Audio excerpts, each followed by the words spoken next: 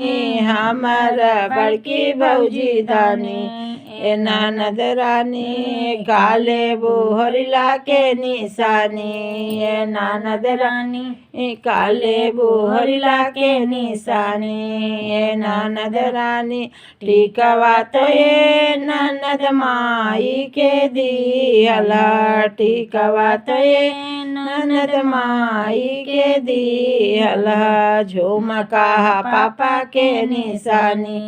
ए ननद रानी झुमका पापा के निशानी ए ननद रानी काले बोहरिला के निशानी ए ननद रानी काले बोहरिला के निशानी ए ननद रानी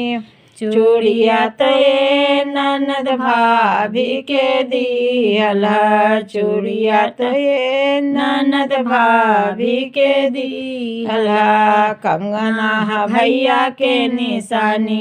ए ननद रानी कंगना भैया के निशानी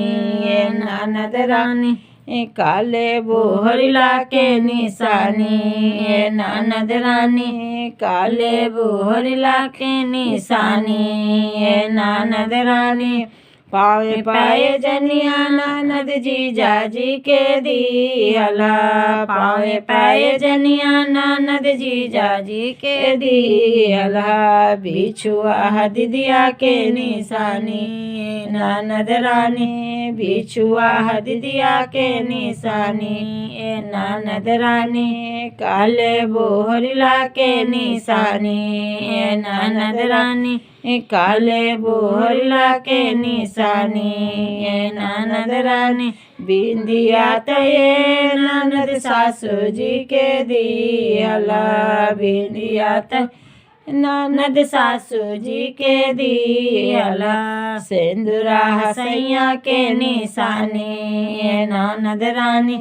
सिंदूरा सैया के निशानी ए ननद रानी काले बोहरिला के निशानी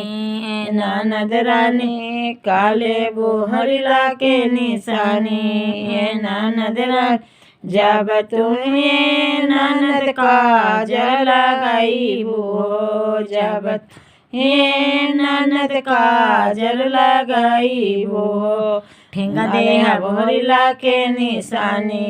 ए ननद रानी ठेंगा देहा बोहरिला के निशानी ए ननद रानी काले बोहरिला के निशानी ए ननद रानी काले बोहरिला के निशानी ए ननद रानी हमारा बड़की भौजी दानी ए ननद रानी हमारा बड़की भौजी दानी ए ननद रानी काले बोहरिला के निशानी